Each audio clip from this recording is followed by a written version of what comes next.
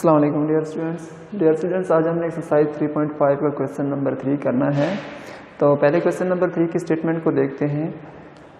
Solve the following system by reducing the augmented matrix to echelon form and reduce echelon form. ठीक है, system of linear equations हमें given होंगी। पहले उस system of linear equation को हमने क्या करना है, ऑगमेंटेड मैट्रिक्स उसकी बनानी है, और फिर ऑगमेंटेड मैट्रिक्स को हमने एचेलॉन फॉर्म और रिड्यूस एचेलॉन फॉर्म में कन्वर्ट करना है। सो देखिएगा, इसका पार्ट नंबर 2 है क्वेश्चन नंबर 3 का। x plus 2y plus z is equal to 2 and 2x plus y plus 2z is equal to -1, 2x plus 3y minus z is equal to 9। So students, पहले हमने क्या करना है, इसको इसकी augmented matrix बनानी है इस system of the linear equation की। ठीक है, ये सिस्टम ऑफ लीनियर इक्वेशन है, इसकी हमने क्या बनानी है, ऑगमेंटेड मैट्रिक्स। ऑगमेंटेड मैट्रिक्स कैसे बनाते हैं स्टूडेंट्स? पहले हमने सिस्टम ऑफ लीनियर इक्वेशन की क्या करना है, एक कांस्टेंट यानी कोफिशिएंट मैट्रिक्स बनाना है। कोफिशिएंट मैट्रिक्स हम पिछले लेक्चर में पढ़ चुके हैं कैसे बनाते हैं। कोफिशिएंट मैट्रिक्स का ये मतलब होता है कि वेरिएबल्स की पावर के जो कोफिशिएंट होते हैं उनका एक मैट्रिक्स बनाते हैं। जैसा कि x, y और z वेरिएबल है, इनके कोफिशिएंट का मैट्रिक्स बनाएंगे, और साथ में ये जो कांस्टेंट मैट्रिक्स है 2 माइनस का 1 और 9, इन दोनों की जो कॉम्बिनेशन से जो मैट्रिक्स बनेगा उसको हम ऑगमेंटेड मैट्रिक्स कहते हैं। यानी कोफिशिएंट मैट्रिक्स और कांस्टेंट मैट्रिक्स के कॉम्बिनेशन से जो मैट्रिक्स बनेगा उसे हम ऑगमेंटेड मैट्रिक्स कहते हैं। तो दोनों को साथ में लिखेंगे और डॉट से दोनों को सेपरेट करेंगे। सो देखिएगा, पहले x के जो कोफिशिएंट है उनको हम लिखेंगे, x का कोफिशिएंट 1, 2 और 2 है। फिर y का कोफिशिएंट 2, 1 और 3 है। z का कोफिशिएंट क्या है, 1, 2 और माइनस का 1। इसी तरह कांस्टेंट मैट्रिक्स जो है, कांस्टेंट कोफिशिएंट वो क्या है, 2, माइनस का 1 और 9। ये तो हो गया ऑगमेंटेड मैट्रिक्स हमने बना लिया। अब इस ऑगमेंटेड मैट्रिक्स को हमने क्या करना है, फर्स्ट हमने इसको एचेलॉन फॉर्म में कन्वर्ट करके इसका सॉल्यूशन फाइंड करना है इस सिस्टम ऑफ लीनियर इक्वेशन का। फिर हमने क्या करना है, इसी एचेलॉन फॉर्म में कन्वर्ट करने के बाद इसको हम रिड्यूस एचेलॉन फॉर्म में कन्वर्ट करेंगे और फिर हम उसका सॉल्यूशन देखेंगे। दोनों का सॉल्यूशन जो होगा वो सेम होगा। सो पहले हम जब इसको एचेलॉन फॉर्म में कन्वर्ट करेंगे, इसका क्या मतलब है कि एचेलॉन फॉर्म के डायगोनल एलिमेंट्स जो होते हैं किसी भी मैट्रिक्स के डायगोनल एलिमेंट्स, ठीक है, ऐसे वक्री एलिमेंट्स जो होते हैं, इनको पहले हमने 1, 1 बनाना होता है, और इनके नीचे जितनी भी एंट्रीज होंगी उनको हमने क्या करना होगा, 0 बनाना होगा। उनको हमें 0 बनाना पड़ेगा। यानी ये 3 एंट्रीज को हमने क्या करना है, 0 बनाना है। फर्स्ट एंट्री, इसकी सेकेंड एंट्री और इसकी थर्ड एंट्री को हमने 1 बनाना है। तो देखिएगा स्टूडेंट्स, ये देखें, augmented matrix now convert AB यानी augmented matrix into echelon form. हमने इसको एचेलॉन फॉर्म में कन्वर्ट करना है। तो देखिएगा, हमने क्या करना है, हमने इस एंट्री को 1 बनाना है, इसको भी 1 बनाना है और इसको भी 1 बनाना है। ये एंट्री जो है वो ऑलरेडी 1 है, ठीक है, तो इसको हम 1 ही रहने दिए। लेकिन इस 2 को हमने 0 बनाना है और इस 2 को भी 0 बनाना है। सो इस 2 को हम कैसे 0 बनाएं? अगर ये है R2 और ये है R3, ये है R1, first row, second row, third row. अगर फर्स्ट रो को हम 2 से मल्टीप्लाई करें और सेकंड में से सब्ट्रैक्ट कर दें तो ये 0 बन जाएगा। इसी तरह अगर हम इसको 0 बनाना चाहते हैं तो क्या करेंगे, फर्स्ट रो को 2 से मल्टीप्लाई करेंगे और थर्ड में से सब्ट्रैक्ट कर देंगे। ये देखें, R2 माइनस का 2R1, R3 माइनस का 2R1। सो ये क्या हो जाएगा, 1, 2, 1, 2, 0 माइनस का 3, 0 माइनस का 5, 0 माइनस का 1 माइनस का 3 एंड 5। अब देखिए, यहाँ पे सेकेंड रो में -3, 0, -5 है, बट जहाँ पे -3 है हमें वहाँ पे क्या चाहिए, प्लस का 1। सो पहले हमने क्या करना है, इसकी थर्ड रो में -1 है तो हम रोज को चेंज कर देंगे। मैट्रिक्स का ये रूल है कि मैट्रिक्स में हम रोज और कॉलम्स को चेंज कर सकते हैं। सो पहले हम क्या करेंगे, R1 और R3, R2 और R3 को हम क्या करेंगे, इंटरचेंज करेंगे। R2 और R3 को हमने इंटरचेंज किया तो ये हो जाएगा 0, -1, -3, 5, 0, -3, 0 और माइनस का 5। अब यहाँ पे -1 है बट हमें क्या चाहिए, 1 चाहिए। सो अगर हम R2 को -1 से मल्टीप्लाई कर दें तो ये माइनस का 1 प्लस का 1 बन जाएगा, ये माइनस का 3 प्लस का 3 बन जाएगा, और ये प्लस का 5 जो है ये माइनस का 5 बन जाएगा। ये देखें, 1, 2, 1, 2, 0, 1, 3, माइनस का 5, 0 माइनस का 3, 0 माइनस का 5। यानी R2 को हमने किससे मल्टीप्लाई किया, माइनस के 1 से। अब क्या करना है स्टूडेंट्स, अब हमने चेक करना है। अब देखें, ये 1 तो आ गया, ठीक है, बट इसके नीचे माइनस का 3 है। अब इस -3 को हमने 0 बनाना है। ये -3 हम कैसे 0 बनाएंगे, अगर हम R3 में प्लस कर दें 3R2 को 3R2 को अगर हम ऐड कर दें, यानी R2 को हम इस रो को 0 को 3 से मल्टीप्लाई करें, इसमें ऐड कर दें, ये 0 हो जाएगा।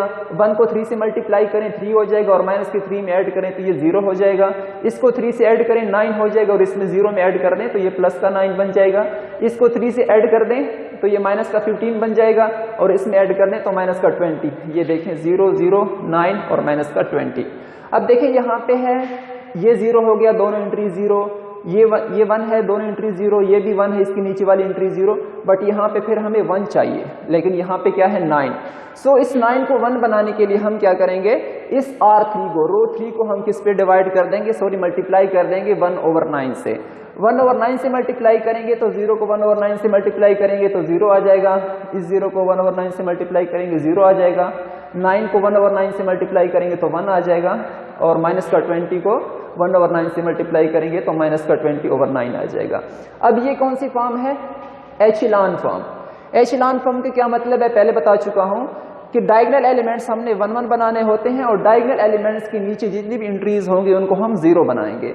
सो देखिए डायगोनल एलिमेंट्स की नीचे एंट्री 0 है, ये भी 0, और इसके नीचे कोई एंट्री है नहीं, तो ये 1 हो जाएगा।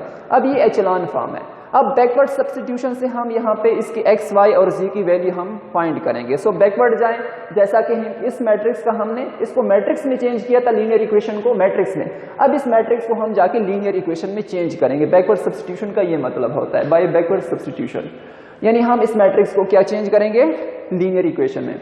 सो देखिएगा फर्स्ट आपके पास 1 है, 2 है, 1 और 2 मीन्स x कोफिशिएंट 1 है तो x plus 2y plus z is equal to 2। Second row में देखें x की जगह 0 है तो 0, y की जगह 1 है, so y plus 3z is equal to minus का 5 and z is equal to minus का 20/9। अब z की वैल्यू हमें पता है, लेकिन हमें x और y की वैल्यू फाइंड करनी है। सो x और y की वैल्यू फाइंड करने के लिए हम इस z की वैल्यू को पुट कर देंगे इक्वेशन नंबर 2 में, यानी y plus 3z is equal to minus 5, z is equal to put करेंगे माइनस का 20/9, so y is equal to minus का 5 प्लस 60/9। एलसीएम लेंगे और प्रोसेस करने के बाद y is equal to 15/9 and y is equal to 5/3। z की value आ गई है, y की वैल्यू आ गई, हमने x की वैल्यू फाइंड करनी है। Put y, value of y and z in equation 1। इस इक्वेशन में हमने क्या कर देना है, दोनों को पुट कर देना है।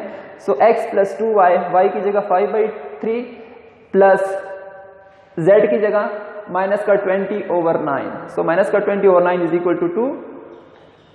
This implies that x plus 10/3 minus का 20/9 is equal to 2 and x is equal to minus 2 minus 10/3 plus 20/9, x is equal to 18 minus का 13 plus 20/9, so x is equal to 8/9। अब तो ये है एचेलॉन फॉर्म से हमने वेरिएबल्स की values को फाइंड किया, ठीक है। अब हम क्या करेंगे, इसी एचेलॉन फॉर्म को हम रिड्यूस एचेलॉन फॉर्म में कन्वर्ट करेंगे, और रिड्यूस एचेलॉन फॉर्म में कन्वर्ट करने के बाद हमने वैल्यूज देखनी है वेरिएबल्स की। अगर दोनों वेरिएबल्स की वैल्यू सेम आ जाती हैं तो मींस हमारे हमने जो वैल्यूज निकाली हैं x, y और z की, हमारा आंसर दोनों का ठीक होगा। अब हम रिड्यूस भी चेक करेंगे, उस पर भी सेम वैल्यू आएगी, ठीक है। अब ये जो एचेलॉन फॉर्म है, इसी एचेलॉन फॉर्म को यहाँ से, इस इक्वेशन नंबर 1 मैंने दे दिया, इसी को यहाँ से कंटिन्यू करना है, ठीक है। ये देखिए एचेलॉन फॉर्म में है, इसको रिड्यूस एचेलॉन फॉर्म में कन्वर्ट करना। अब रिड्यूस एचेलॉन फॉर्म का भी आपको पता होना चाहिए। रिड्यूस एचेलॉन फॉर्म किसी भी मैट्रिक्स की वो फॉर्म होती है कि अगर उस मैट्रिक्स को हम ऑगमेंटेड मैट्रिक्स में कन्वर्ट करें, और ऑगमेंटेड मैट्रिक्स में कन्वर्ट करने के बाद उसके डायगोनल एलिमेंट 1 1 हो, और उससे लोअर और अपर एलिमेंट जितने भी हों वो 0 0 हो जाएं, ठीक है। मींस ये डायगोनल एलिमेंट्स के नीचे जितने भी एलिमेंट है, ये 0 है, ये भी 0 है, ये भी 0, ये तो हो गए 0, लेकिन अब इसके अपर के एलिमेंट जो भी हैं वो भी हमने 0 ही बनाने हैं। मतलब इस 2 को हमने 0 बनाना है, 1 को भी 0 बनाना है, और इस 3 को भी 0 बनाना है, ठीक है। तो हम कैसे बनाते हैं, फर्स्ट ऑफ ऑल हम इस 2 को 0 बनाएंगे। सो 2 को हम कैसे 0 बनाएं, तो अगर हम R1 में से, फर्स्ट रो में से माइनस कर दें 2R2, यानी अगर R2 को हम 2 से मल्टीप्लाई करें और इसमें से माइनस कर दें, जब 0 को हम 2 से मल्टीप्लाई करेंगे, इसमें से माइनस करेंगे तो 1 ही आएगा। 1 को 2 से मल्टीप्लाई करेंगे और इसमें 2 में सब्ट्रैक्ट करेंगे तो ये 0 बन जाएगा। 3 को जब हम 2 से मल्टीप्लाई करेंगे और इसमें सब्ट्रैक्ट कर देंगे तो माइनस का 5 बन जाएगा, ओके हो गया। और इसको अगर हम 2 से मल्टीप्लाई करें और इसमें से सब्ट्रैक्ट कर दें तो ये हो जाएगा माइनस का 10। माइनस का 10 है, प्लस का 2 है, जब माइनस करेंगे तो प्लस का 12 बन जाएगा। आपके पास ये फॉर्म बन जाएगी, ठीक है। 1 0 माइनस का 5 12, 0 1 3 माइनस का 5 0 0 1 माइनस का 20 और 9। अब ठीक है, अब हमने क्या बनाना है, इस 5 को भी 0 बनाना है और 3 को भी 0 बनाना है, माइनस का 5 0 बनाना है और 3 प्लस का 3 भी 0 बनाना है। सो -5 को हम कैसे 0 बना सकते हैं, ठीक है। तो अगर R3 में देखें, R3 में फर्स्ट दोनों एंट्री 0 हैं, थर्ड एंट्री 1 है। अगर R3 को हम 5 से मल्टीप्लाई कर दें और R1 में ऐड कर दें तो ये माइनस का 5 0 बन जाएगा। कैसे देखें, 0 को 5 से मल्टीप्लाई करें, 1 में ऐड कर दें 1 ही आएगा, 0 को 5 से मल्टीप्लाई करें 0 में ऐड करें 0 ही आएगा, 1 को 5 से मल्टीप्लाई करें और इस -5 में ऐड करें तो आपके पास 0 आ जाएगा। फिर इस माइनस का 20/9 को हमने क्या करना है, 5 से मल्टीप्लाई करके 12 में ऐड कर देना है, तो ये हो जाएगा 8/9। अब देखें, अब इस 3 को भी 0 बनाना है। 3 को हम कैसे बनाएंगे, अगर R3 को हम 3 से मल्टीप्लाई करें और इसमें से माइनस कर दें, सब्ट्रैक्ट करना है R2 में से, यानी R3 को हम क्या करेंगे, R2 को अगर हम सब्ट्रैक्ट कर दें 3R3, R2 में से सब्ट्रैक्ट करें 3R3, R2 माइनस 3R3, तो ये भी 0 बन जाएगा। कैसे देखें, 0 को 3 से मल्टीप्लाई किया, इसमें सब्ट्रैक्ट किया 0 आ गया, ठीक है, ये 0 आ गया। इसको 3 से मल्टीप्लाई करें, इसमें सब्ट्रैक्ट करें 1 ही आ जाएगा। इसको 3 से मल्टीप्लाई करें और इसमें सब्ट्रैक्ट कर दें, 1 को 3 से मल्टीप्लाई करें 3 आ जाएगा और 3 में से सब्ट्रैक्ट करें तो ये 0 बन जाएगा।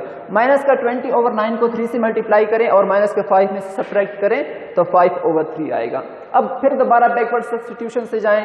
बैकवर्ड सब्स्टिट्यूशन का क्या मतलब है कि जैसे हम लीनियर इक्वेशन से मैट्रिक्स बनाते हैं वैसे ही हम मैट्रिक्स से लीनियर इक्वेशन भी बना सकते हैं।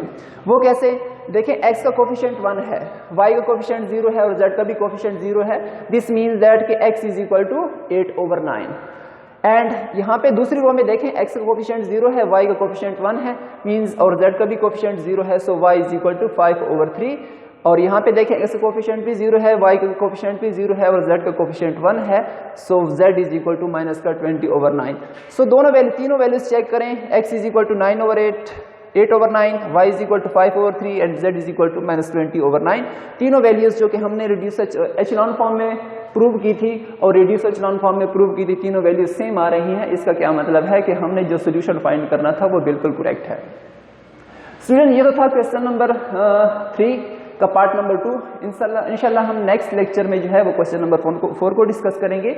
अगर यहाँ पे बेसिक जो चीज़ें हैं जो कि हमें समझने की ज़रूरत है, मज़ीद भी हम क्वेश्चन नंबर 4, 5 और 6 में भी इसको यूज़ करेंगे। वो ये है कि हमने पहले ऑगमेंटेड मैट्रिक्स कैसे बनाना है, फिर ऑगमेंटेड मैट्रिक्स को हम एचेलॉन फॉर्म में कैसे कन्वर्ट करते हैं और रिड्यूस एचेलॉन फॉर्म में कैसे कन्वर्ट करते हैं।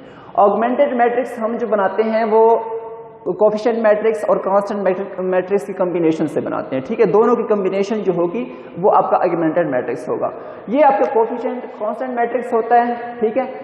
x और y z के जो कोफिशिएंट होते हैं वो कोफिशिएंट मैट्रिक्स होता है और x y और z जो होता है ये वेरिएबल मैट्रिक्स होता है। इन दोनों को मिला के हम ऑगमेंटेड मैट्रिक्स बनाते हैं। फिर ऑगमेंटेड मैट्रिक्स को हमने क्या करना होता है, एचेलॉन फॉर्म में, मींस इन तीनों एंट्रीज को हमने क्या बनाना होता है, 1 1 बनाना होता है, बाकी तीनों एंट्रीज को हमने 0 0 करना होता है। ये हो गया एचेलॉन फॉर्म। फिर रिड्यूस एचेलॉन फॉर्म में कैसे कन्वर्ट करते हैं, इन तीनों एंट्रीज को भी 0 बनाते हैं और इन तीनों एंट्रीज को भी 0 बनाते हैं, तो ये हो जाता है reduce echelon form of the matrix. Reduce echelon form आ गया, फिर क्या होगा, हमने यहाँ से फिर वैल्यूज फाइंड करनी होती है, ठीक है। तो स्टूडेंट्स, उम्मीद है आप लोगों को समझ आ गई होगी। ओके, अल्लाह हाफिज़।